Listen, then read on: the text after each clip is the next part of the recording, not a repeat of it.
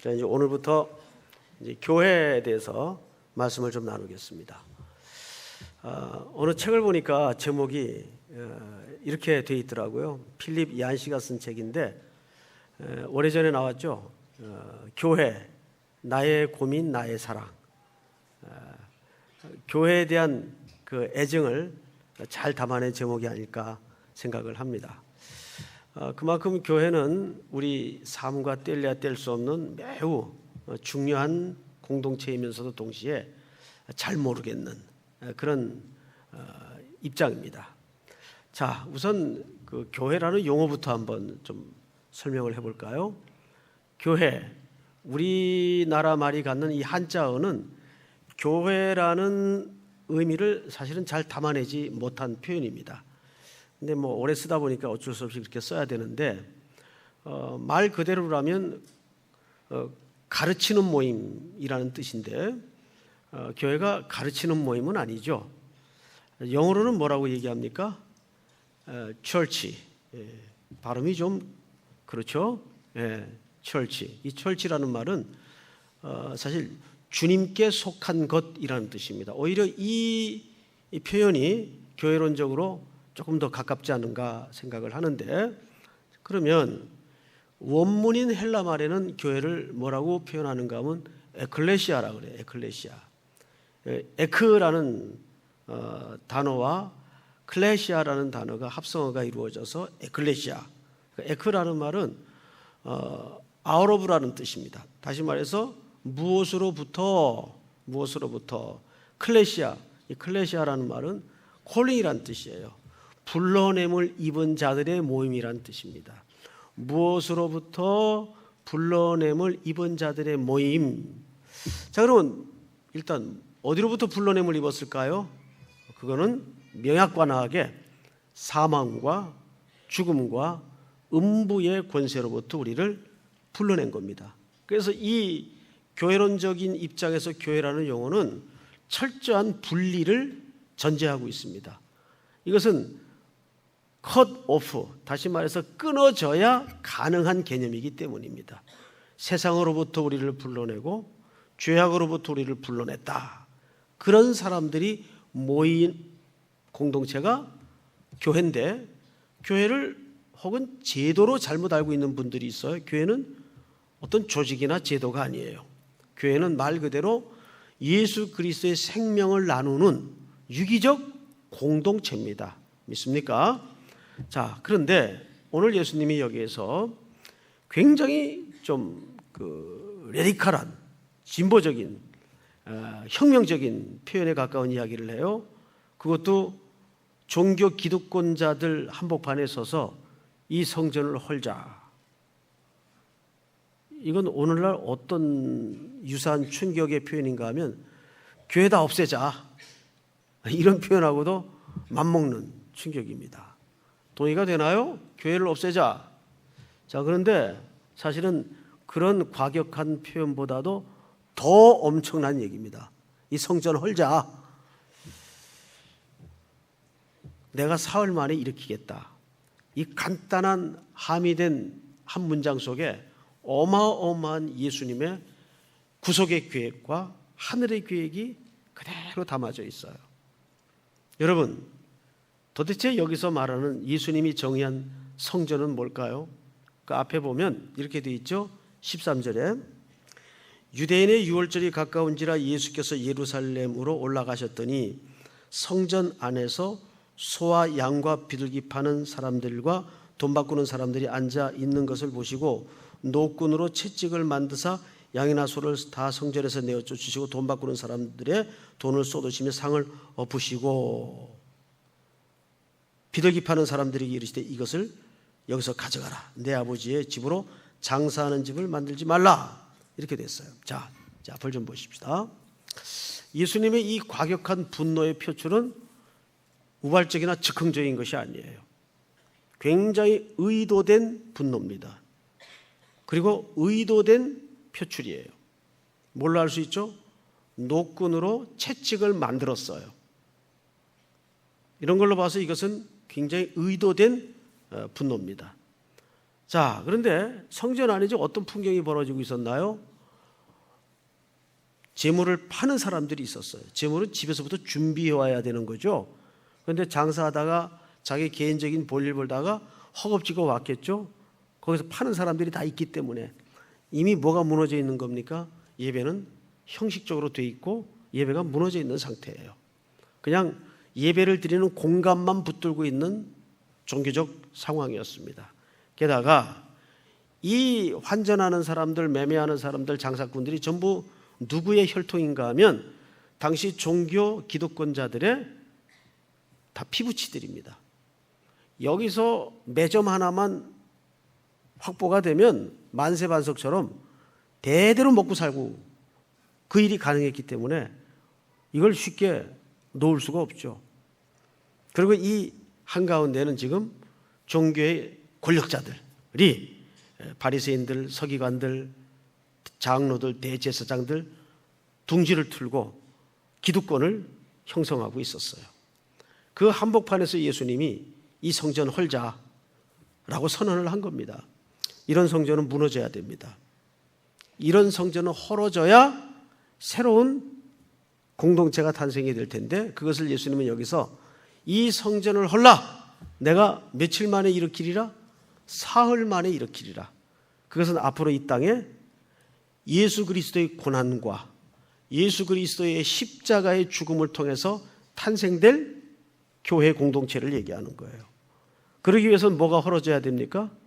성전이 헐어져야 됩니다. 성전이 헐어지는 것을 두려워하거나 무서워해서는 안 돼요. 이미 우리도 모르는 사이 이런 성전이 지금 형성되고 지어지고 있어요. 많이 둥지를 틀고 있어요. 이 당시의 종교적 상황을 압축하는 몇 가지 중요한 사건이 있는데 짧은 시간이니까 다 열거할 수는 없고 한 사건만 열거하겠습니다. 마가복음에 보면 과부의 두렙돈 헌금 사건이 나옵니다. 잘 알고 계시죠? 이 사건은 매우 중요한 사건입니다. 이 사건의 현장도 성전 입구에서 벌어졌어요. 한날은 예수님이 그 성전 입구에 앉으셨습니다. 그리고 예배자들이 예배를 드리러 들어가면서 드리는 헌금의 행위를 유심히 지켜보고 있었어요. 그런데 그 행렬 가운데 아주 눈에 띌 정도의 남루한 옷차림의 과부 하나가 서 있습니다. 그녀의 손에는 두렙돈이 들려져 있어요. 두렙돈의 액수는 어느 정도 분량인가 하면 가난한 사람이 저녁 한 끼 먹고 남은 손 터는 그런 아주 보잘것없는 액수입니다. 이게 두렙돈이에요. 그런데 이 두렙돈은 그 본문에서 보면 계속 무슨 수식어가 붙어 있는 거 아니? 가난한 과부가. 이 가난한이라는 말은 헬라 말에도 여러 형편의 가난한이 있습니다. 생활비 겨우 되는 정도 가난한이 있겠고 또 생계비 정도의 가난한이 있겠죠. 그런데 그것도 안 되는 것을 생존이라고 얘기합니다. 오늘 이 헬라 말에 쓰여진 가난한이라는 단어는 절대 결핍을 얘기합니다. 이 돈 헌금하고 나면 오늘 저녁은 당장 굶어야 되는 형편을 얘기하는 거예요. 그런데 그 여자가 그걸 홀라당 헌금함에 집어넣습니다. 그리고 예수님이 이렇게 얘기하셨죠.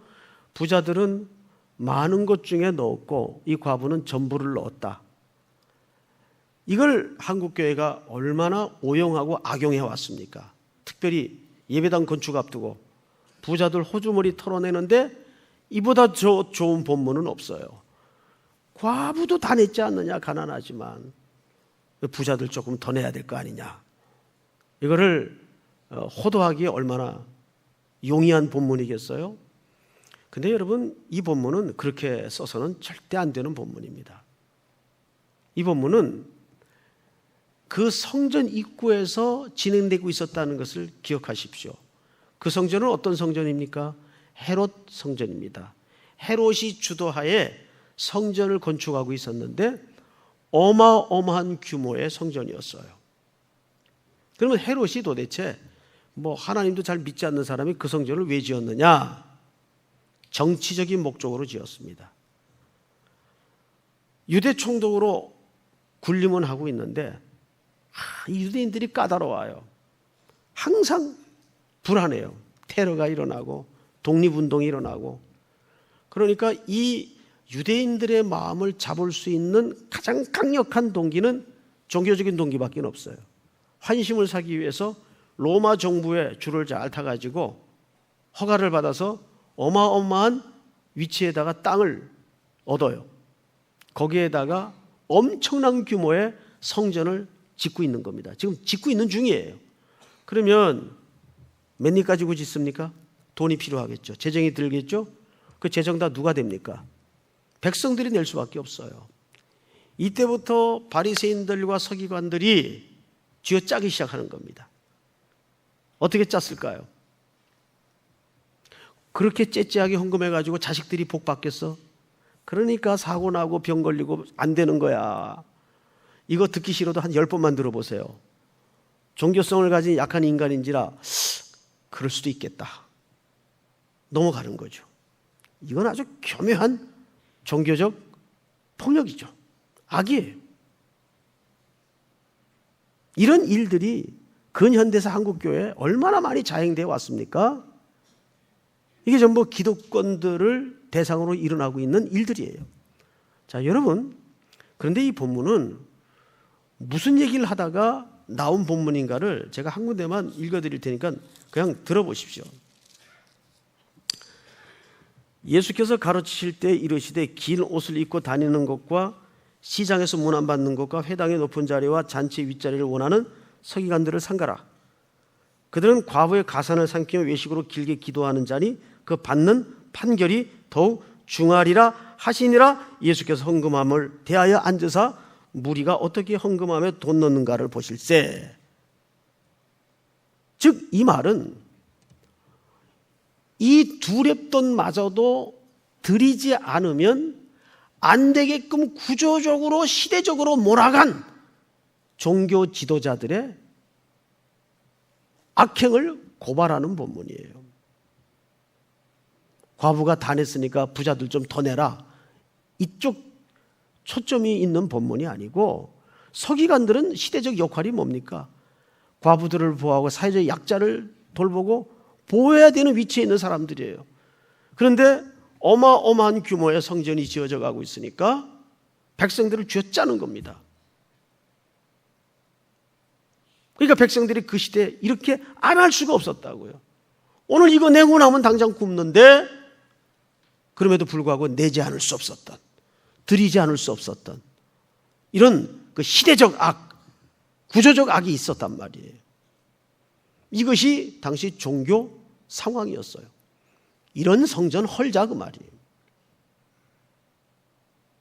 그래야 예수 그리스도의 죽음과 고난을 통해서 그 십자가에 뚝뚝 흐르는 선혈이 선명한 피로 값주고 사신 그리스도의 몸된 교회가 이 땅에 탄생하기 때문입니다. 그래서 예수님이 하신 말씀이 사흘 만에 일으키리라. 자기의 죽음을 기초로 새로운 공동체를 일으키겠다 그 말이에요. 그럼 예수님이 그렇게 꿈꾸었고 예수님이 그렇게 원했던 죽음을 걸고 세우기를 작정했던 그 교회는 어떤 교회일까요? 궁금하지 않으세요? 전혀 궁금한 표정이 아니세요. 그래서 궁금하게 만들어 드릴 테니까 우리가 자막을 좀 보십시다. 우리 마태복음 16장 띄워주세요. 17절. 예수께서 대답하여 이르시되 바요나 시몬아 네가 복이 있도다. 이를 너에게 알게 한 이는 혈육이 아니요 하늘에 계신 내 아버지시니라. 이거 베드로에게 한 얘기입니다. 왜 이 얘기 하셨나요? 베드로가 이 앞절에 유명한 신앙 고백을 하나 합니다. 주는 그리스도시요 살아계신 하나님의 아들이십니다. 그러자 예수님이 바요나 시몬아 네가 복이 있다. 이를 알게 한 이는 혈육이 아니요 즉 사람의 이성이나 똑똑함으로 깨달아진 지식이 아니고 하나님이 하늘에 계신 아버지께서 알게 하셨느니라 그 말이에요. 뭘 칭찬한 겁니까? 신앙 고백. 자, 교회 피로 값주고 산 주님의 교회에 제일 중요한 것이 어떤 신앙 고백을 하느냐입니다. 그 신앙 고백대로 교회 그림이 갈 수밖에 없기 때문이에요. 주는 그리스도시요. 그리스도라는 말은 헬라 말이고 이걸 히브리 말로 바꾸면 메시아입니다. 주는 메시아시요. 살아계신 하나님의 아들이십니다. 즉 하나님이십니다 그 말이에요. 오늘날 신앙이 중요하지만 그 신앙이 잘못되는 것은 어디서 잘못될까요? 신학에서 잘못됩니다. 많은 한국교회 성도들이 설교를 비판합니다. 설교가 왜 그러냐? 설교가 타락했다. 설교의 타락에는 여러분들도 책임이 있어요. 물론 1차적인 책임은 목회자입니다. 설교의 타락은 어디서 오냐면 신학의 부재에서 옵니다. 신학이 사라져버렸어요. 그러니까 사사기적 설교를 하는 거예요. 자기 소견에 옳은 대로의 설교. 그 초점은 felt need에 출발을 합니다. 현장의 필요가 뭐냐? 즉 우리 식으로 얘기하면 백성들이 원하는 설교가 뭐냐? 설교가 거기서 출발해서 되겠어요? 그러니까 설교가 코미디가 되고 희극이 되고 농담이 되고 사람만 모이면 좋은 설교예요. 정말 그럴까요? 스데반이 설교하고 나서 돌 맞아 죽었어요. 예수님의 설교 속에 돌든 사람들이 무수히 많았어요. 사람이 구름대처럼 몰려다니는 설교가 꼭 좋은 설교는, 개 중에는 좋은 설교도 있겠죠. 소위 미국제 복음에 익숙해서 실용주의 설교에 많이들 빠져 있어요. 이건 왜 이런 현상이 오느냐? 신앙이 잘못돼서요? 아니요. 신학이 부재돼서 그렇습니다. 그래서 한국교회는 향후 우리 교회도 마찬가지겠지만 좋은 목회자, 좋은 선교사를 파송하고 길러내는 것도 필요한 일이지만 좋은 신학자 한 사람 길러내는 것이 굉장히 중요한 시대적 과제입니다. 좋은 신학자들이 나와야 돼요. 그래서 그분들이 건강한 개혁주의적인 신학을 가지고 좋은 목회자들을 키워야 됩니다. 더 중요한 문제예요, 어쩌면. 그래서 교회는 어떤 신앙 고백으로 모였는가? 신학교에서 교수님들을 채용할 때도 제일 먼저 보는 게 논문을 잘 썼느냐 못 썼느냐 이것도 중요하겠지만 어느 학교를 졸업했느냐 것도 필요하겠지만 그 사람의 신앙 고백이 뭔가 이걸 반드시 봅니다. 어느 신학교는 정기적으로 이 신앙 고백을 확인하는 학교가 있어요. 그럼 목회자도 마찬가지예요. 여러분들의 신앙 고백은 뭡니까? 언제 한번 이 저녁 예배 시간 같은 때 이 사도신경을 그래서 우리가 다시 한번 쭉 새롭게 확인할 필요가 있어요. 사도신경 우리가 주문처럼 그냥 무심히 외우곤 하는데 그 속에 담겨진 그 한 문장 한 문장에 엄청난 하나님에 대한 설명들, 그리스도에 대한 설명들, 교회에 대한 설명들이 무슨 의미를 갖는지를 공부를 해야 됩니다. 그게 우리의 신앙 고백이기 때문이에요. 어떤 교회는 이건 성경에 나온 이야기가 아니기 때문에 사도신경을 아예 무시하고 안 하는 교회도 있어요. 그건 잘못된 겁니다. 두 번째 18절을 한번 띄워주세요. 같이 읽어볼까요? 시작. 또 내가 내게 이르노니 너는 베드로라. 내가 이 반석 위에 내 교회를 세우리니 음부의 권세가 이기지 못하리라. 내가 내게 이르노니 너는 베드로라. 베드로란 말이 페트로스. 이게 반석이란 뜻이거든요. 근데 내가 이 반석 위에 이 반석도 페트로스. 그런데 헬라 말을 보면 성이 달라요. 이건 전혀 다른 반석을 얘기합니다. 잘못하면 이 반석 위에 그랬으니까는 베드로 위에 교회를 세운다는 것으로 오해를 할 수가 있겠죠. 그런 의미가 아닙니다. 내 교회를 세우리니, 자, 여기에 매우 중요한 예수님의 자기 선언이 담겨져 있습니다. 내가 세운다 그 말이에요. 뭐를? 교회를. 근데 그 교회가 누구의 교회가 되죠? 내 교회, 주님의 교회를 얘기합니다. 두 가지를 여기서 설명했죠. 첫째는 누가 교회를 세워요? 예수님이 세우시는 거예요. 근데 그 교회는 누구의 교회가 돼야 됩니까? 예수님의 교회예요. 근데 오늘날 과연 이 땅의 교회가 그렇습니까? 장로들의 교회가 되어 있고 담임 목사의 교회가 되어 있고 일부 기득권 세력의 교회가 되어 있는 경우들이 많아요. 뿐만 아니에요. 처음엔 시작은 주님의 교회를 시작을 했는데 점점 숫자가 늘고 재정이 확보되고 교회가 소위 영향력이 붙으면 어떻게 되죠? 사람의 교회가 돼버리고 맙니다.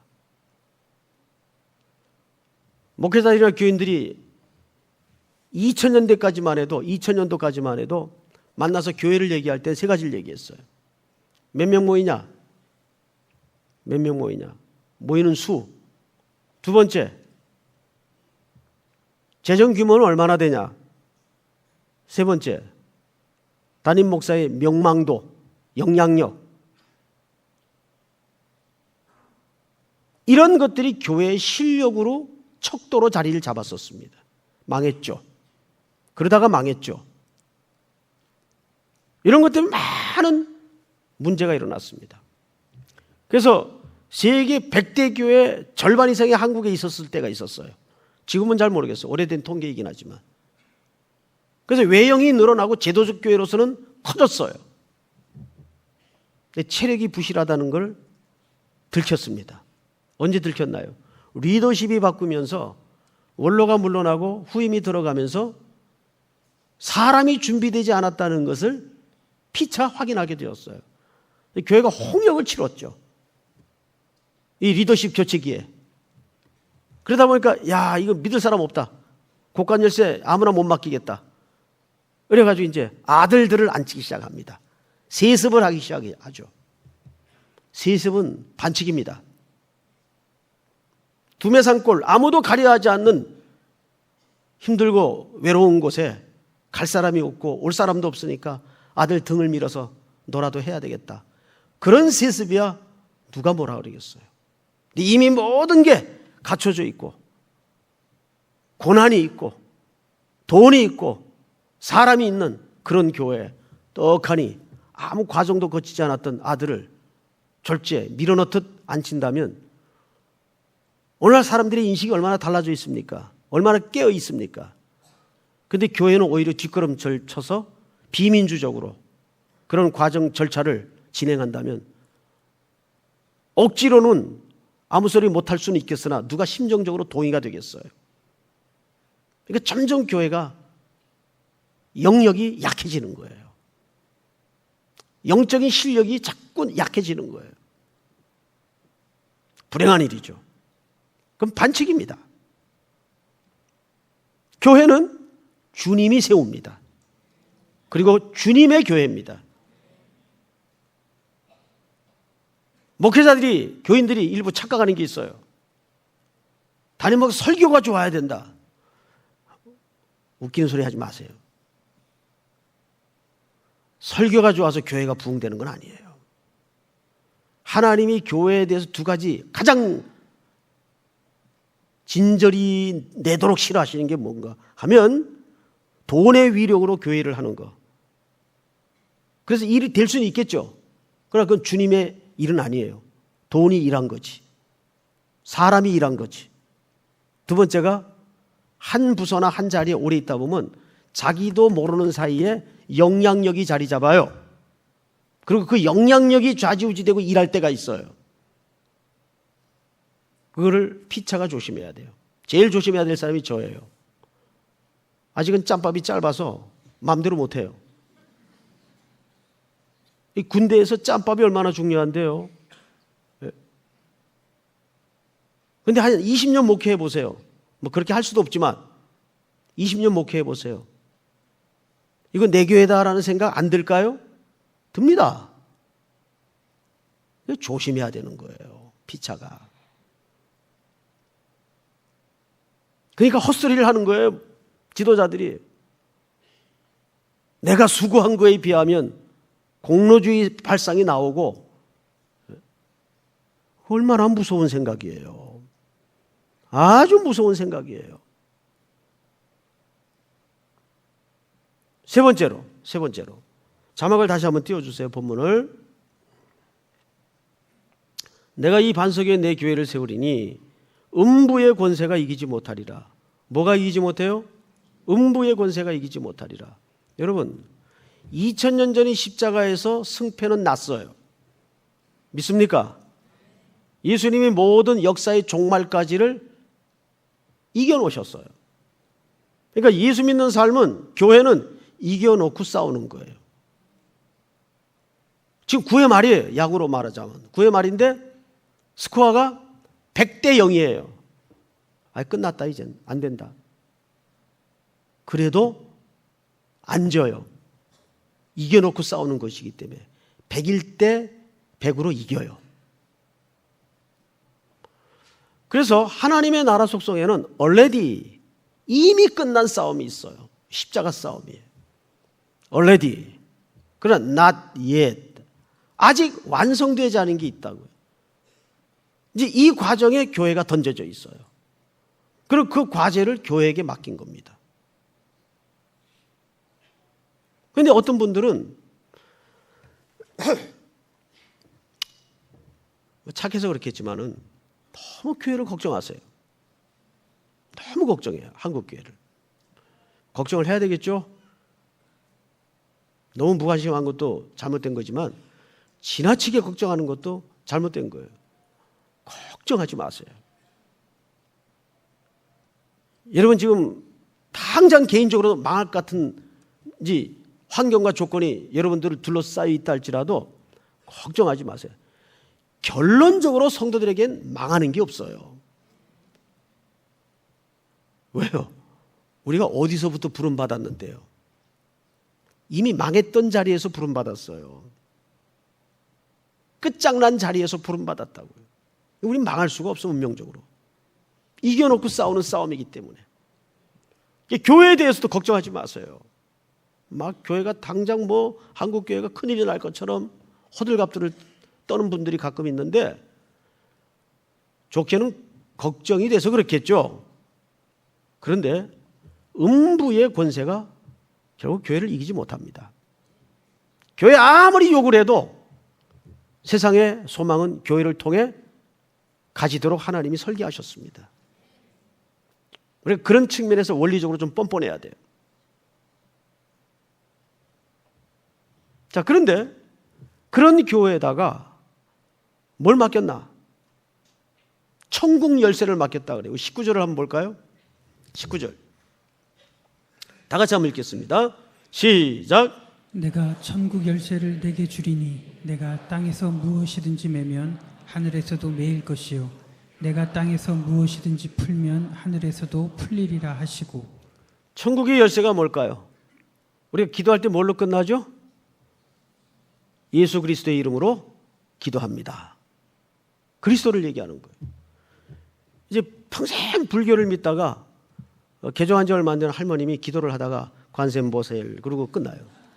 실제 그런 할머님이 동영상으로 돌아다니더라고요. 관세음보살 얼마나 웃었는지 몰라요. 막 기도하다가 끝에는 관세음보살 그러고 끝나더라고요. 관세음보살로 들어가는 게 아니에요. 하나님의 나라는 그리스도의 이름으로, 주님의 이름으로 기도합니다. 이게 천국의 열쇠는 그리스도인데, 자, 이것을 조금 더 실제적으로 설명을 드리겠습니다. 요한복음 1장에 보면 태초에 말씀이 계시니라. 그 말씀이 뭐가 돼요? 육신이 되어 이 땅에 오셨어요. 그분이 그리스도입니다. 뭘로 오셨죠? 온 굶주린 영혼들을 살리기 위해서 자기 몸을 찢어주고 떼어줄 생명의 떡으로 오셨어요. 이게 요한복음 6장의 설명이에요. 생명의 떡으로 오셨어요. 즉 여기 천국의 열쇠는 그리스도를 말하지만 우리가 적용적 해석을 하자면 바로 복음과 하나님의 말씀 전파를 얘기합니다. 그것을 교회의 권세로 주신 겁니다. 우리 지난 수요일 날 제자훈련 개강 예배가 있었어요. 제가 설교했던 본문이 마태복음 28장. 그러므로 너희는 가서 모든 족속으로 제자를 삼아 아버지와 아들과 성령의 이름으로 세례를 주고 내가 너에게 분부한 모든 것을 가르쳐 지키게 하라. 이 본문이었어요. 19절. 지금까지 한국교회는 너무 가는 쪽에만 강조를 해왔어요. 이거는 앞으로 수천 번을 강조해도 모자람이 없어요. 만족함이 없어요. 늘 이거는 강조해야 될 명령입니다. 그런데 그 원문의 진짜 주동사, 본동사는 제자를 삼합니다. 그러면 가서 세례를 주고 가르쳐 지키게 하라는 말은 전부 분사예요. 왜 가느냐? 제자 삼기 위해서. 왜 세례를 주느냐? 제자 삼기 위해서. 왜 가르쳐 지키도록 하느냐? 제자 삼기 위해서. 그게 본동사예요.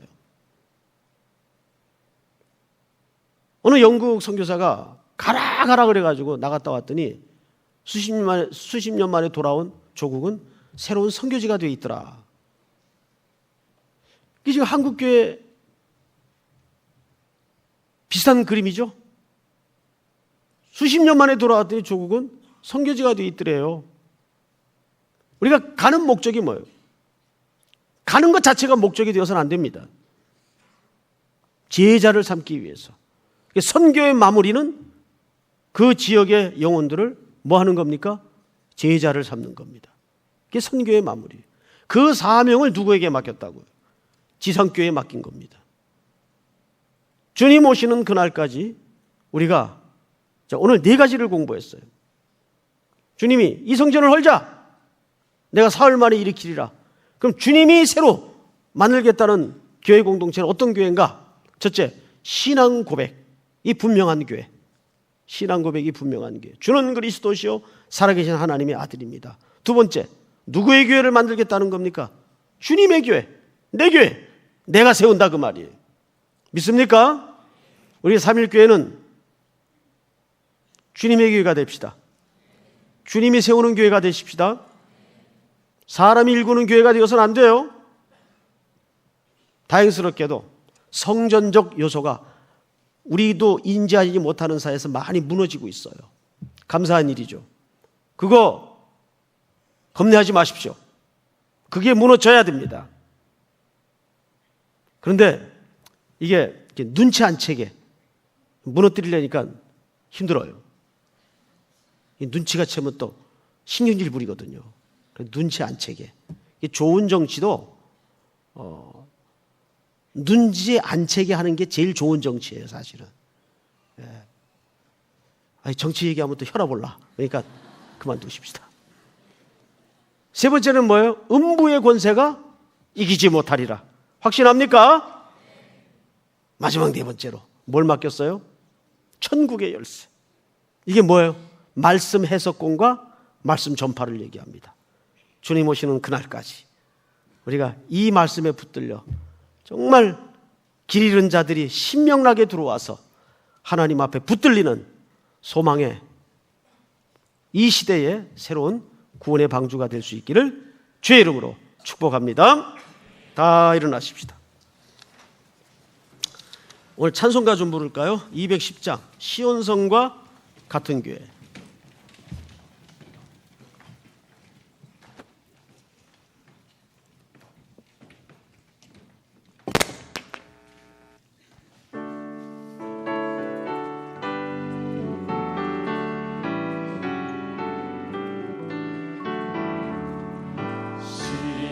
시온성과 같은 교회 그의 영광 한없다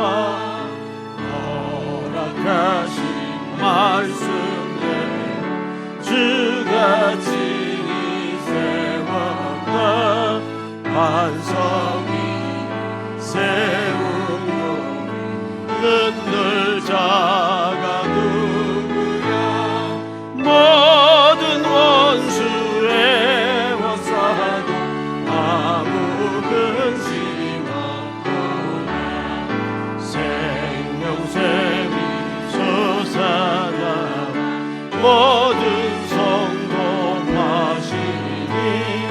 언제든지 흘러넘쳐 부족함이 없도다 이런 흘러가 목마를 자 누구냐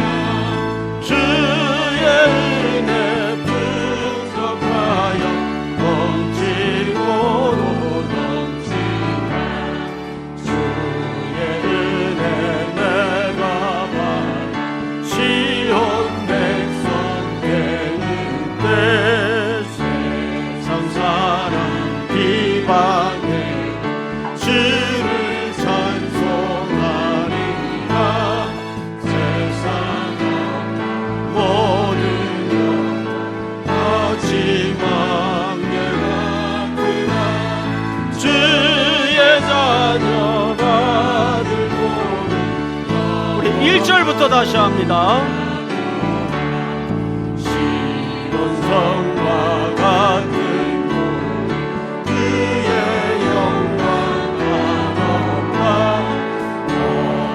허락하신 말씀대로 주가 친히 세웠다. 반석이 세우고 은들 자가 누구냐. 모든 원수 에워싸고 하늘을 생명샘이 솟아나와 샘이 솟아나 모든 백구하시니 언제든지 흘러놓은 부족함이 없도다. 이런 흘러간 목마를 짜누구나. 주의 은혜 풍족하여 넘치고도 넘치. 주의 은혜 내가 받아 시온 백성 되는데 세상 사람 비방을 주를 찬송하리라. 세상 모든 영 하지만 내가 그냥 주의 자녀 받을 복이 영원 누구나.